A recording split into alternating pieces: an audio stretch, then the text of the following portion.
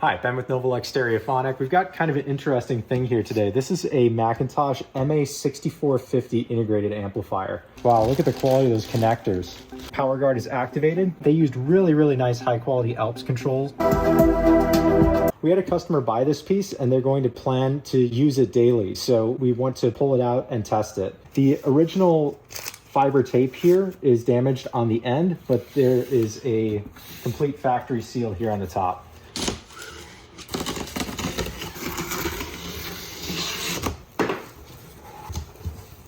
All right, we can see the seal on the inner box here.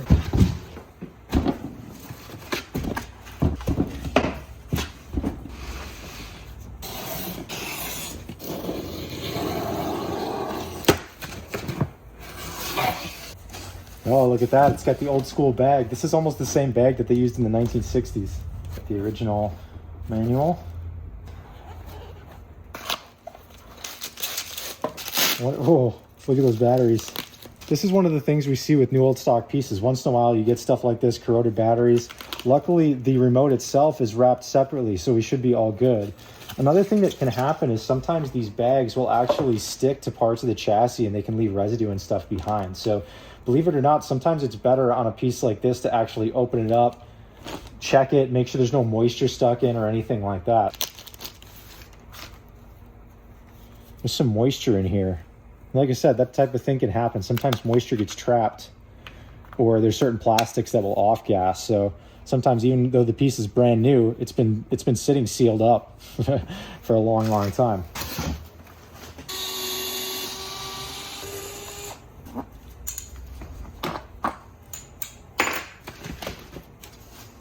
If we look closely here, look at this. The bag is like sticking to the power cord. So hopefully there's no damage to the back panel or silk screen or anything. Unfortunately, this bag is so tight it's going to get ripped up a little bit on removal. I'm just going to try to preserve this cool orange writing. Wow, look at the quality of those connectors. Super shiny gold plating. On the terminal blocks too, that's pretty cool. So we have the little desiccant pack back here. Got a little bit of discoloration on that connector just from sitting. Because this is zip tied like this cable will kind of take that form. So that's another side effect of having something sit for a long time. It's going to just sit in that. When we remove this, it'll probably stay just like that. Yeah, that is absolutely mint. So this is a little bit cloudy because there's some sort of dust or off-gassing that's happening between the glass and the meter face, or between the meter and the little blue film that's in there. So that can happen as well just from sitting. You get these weird effects behind the glass, but wow, what a pretty piece. To make sure the customer has a great experience with this amplifier, we want to bench test it before it goes out. Normally on an amplifier like this, I would like to bring it up slowly on a Variac over a couple of minutes, just in case we need to reform the main filter capacitors a little bit from sitting for so long. But in this case, this unit has remote power on, and it uses a standby transformer, so I can't ramp it up slowly. I need to wait for the standby circuit to come online so that I can push this button. It's going to close a relay and bring the power in to charge the main filter bank. So in this case, I'm just going to put it on a dim bulb just for a little bit of series current limiting. So when we turn this on, we might see this bulb flash a little bit. I'm just going to give it, we'll turn it down a little bit. We'll give it 110 volts and keep it behind the Variac. So when I flip the switch here, we should be able to activate the power here. So we see a little red light on the power button, and let's watch the bulb up here. I think it's on. It's not. Well, let me try one more time.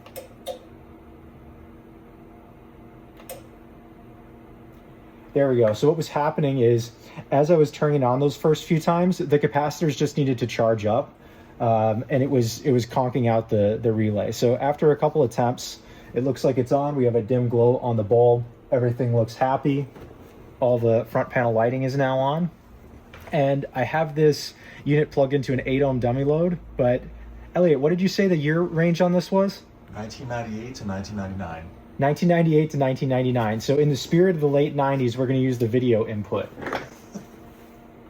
I'm going to give it a 1 volt peak-to-peak input signal. Volume is down. And I'm monitoring for watts across an 8 ohm dummy load. So let's go ahead and turn this up. There we go. We've got some action on the meters. Let's see. I think I need to turn on the speaker output. I'm not getting a signal yet. Let's activate speaker 1. Heard a little relay click back there. Okay, so now we have a signal.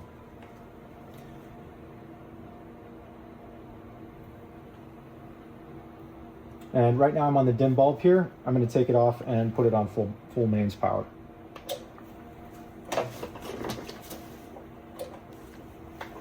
Bring it up to 120.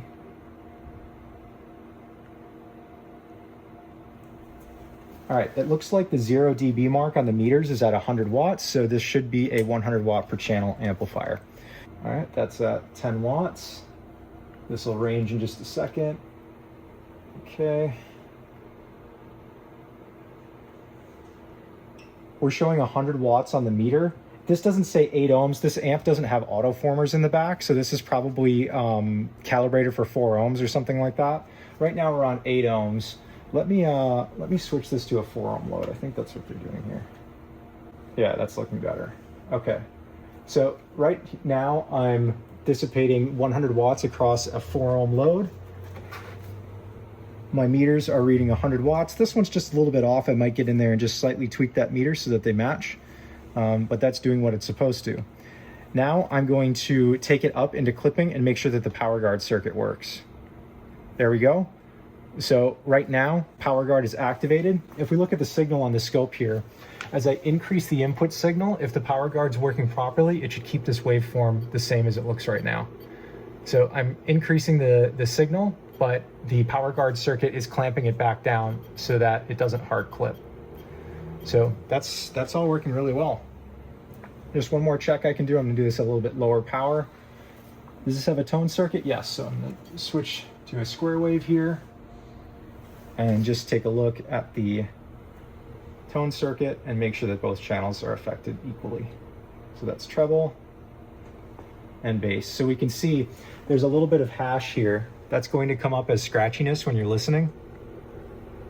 And you can see it's already working itself out. This is another thing just from sitting. Even though this thing was never used, the controls still develop oxidation even in a bag. So what I might do, again, just so that we have a very happy customer here, I'll probably go in and clean these controls, recalibrate the meters, and we should be good to go. I've got the top cover off the unit. I just finished servicing all of the controls, so those should now be nice and smooth. Before I put the cover back on, I need to do the meter calibration, but I thought it'd be cool to just take a tour around this unit and look around at it a little bit. I was actually surprised at the quality of the parts used in here. I mean, I shouldn't be because it's Mac, but in the 1990s, you know, it's not known for being the greatest era in hi-fi, but they used really, really nice high quality Alps controls. This is the volume control here with a motor on it. All of the other balance, loudness, treble, bass, all Alps as well. So really nice, big chunky heat sinks. And this is actually kind of how they're running their output modules nowadays with these clamps, sill pads, and the large output devices. The heat sinks are just much larger on the modern units. And one thing to note in here, you won't see an autoformer. In the 90s, there would have been a little bit of cost cutting going on, and the autoformer kind of disappeared from some of the products. It was only on really high-end stuff that you still got autoformers in Mac in that era. In the back here, we have a row of reed relays, and this is actually, again, very similar to the topology of current McIntosh amplifiers. So McIntosh is one of those companies that has a great tradition. They developed things that work. Once they're tried and true, they continue to make them that way. Once they figure it out, if it ain't broke, don't fix it. And they've been making quality products for a really, really long time. So really neat piece on the inside. Let's fire this thing up again. And I want to do a quick meter calibration and make sure that all of the controls are properly treated. So power on here. Still got a signal coming in. Let me bring this back up to 100 watts on 4 ohms. All right, I'm looking at my meters up here. I've got 100, 100, and what I'll do is just back it down until this one's at the 100 mark. This one's just a little bit high, and it looks like this trimmer here will probably adjust it. So there we go. right on the 100. And then just to check, I'm going to just bring it down and see how well it tracks. So I got my right one right around the 10 mark. Left one looks good. Right's on 1, left's on 1. Yeah, I think that little tweak did the trick. So I'm matching pretty much the whole way. Great, so that works. Now let's take a look at the controls again. So I'll go back to a square wave. Let me center these out again. Loudness, flat, there we go. Okay, so now if I do balance, what I'm looking for in the scope is that I don't have those vertical hash marks. So now the balance control is nice and clean. This is the variable loudness control. Also looking good. Treble. And bass. Oh, looks like there's a little bit right there. So I may need to re-clean the bass control. So I'm gonna do that, I'll put the top cover back on, and then we'll set this thing up for some long-term testing. Another thing that I was thinking of that's worth mentioning is in this era, the vinyl revival hadn't happened yet. So a lot of times phono stages were just omitted from the units unless they were the absolute top of the line. So this one doesn't have a phono stage in it. But what I do want to do is go through every one of the inputs because it is relay switched. These relays are sealed and normally hold up for a very, very long time. But just to be sure, I'm going to take my input signal, take it to every input and switch them on the front panel and make sure that all works. Another thing that I wanted to check is the remote control. Now, the battery corrosion luckily happened outside of the remote. If those batteries had been sitting inside of the remote and did that, we may have had some issues, but I think this is going to end up working just fine. So I got a little IR tester up here. Yeah, that looks fine. So let's see if it actually turns the volume control. Oh yeah, there we go. And let's test a couple of inputs. Toggle on tape 1. It's switching here for input, but looks like I'm not able to activate the tape loops. Interesting, that might be by design. I've got mute function. That's interesting. The mute is just a little red light next to the volume control. I'll have to dig into that a little bit deeper and see if I'm able to activate the tape inputs or if that feature's not available on remote. So I've got it figured out. It's these two buttons here. So if we turn it on and I push the tape monitor button, if we push tape 1, it turns it off. So that got me thinking, it's probably anytime you remote select a different input. So I'm gonna go to CD2 and it turns off the tape. So what's happening here is the tape 1 and the tape 2, on other models, they might have the tape inputs available on the input selector where they're not here. So in order to activate these on this model, we have to use the tape monitor button. So tape monitor 1, tape monitor 2. Top cover's back on, all the inputs checked out fine. So let's do one last check with actual audio.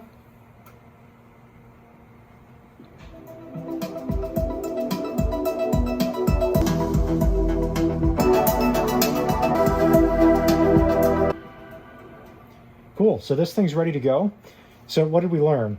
Even though this thing was brand new in the box, it still had some issues. Just from sitting, the controls needed to be cleaned. We needed to touch up the meter calibration, and the batteries that were set aside for the remote had basically self-destructed. So even though this thing was brand new in the box, it still needed a little bit of attention, but it's still working absolutely great and sounds awesome.